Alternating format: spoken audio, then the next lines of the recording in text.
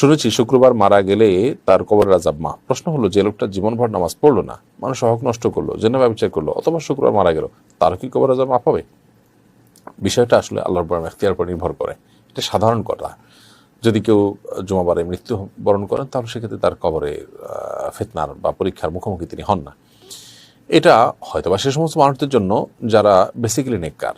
যে লোকটা বেসিক্যালি বদকার, তার শুক্রবার মৃত্যুটা এটা তার জন্য কোনো আল্লাহর পক্ষ থেকে এহসান নয়, এবং সেটা নেহায়েতি কাকতাল হতে পারে।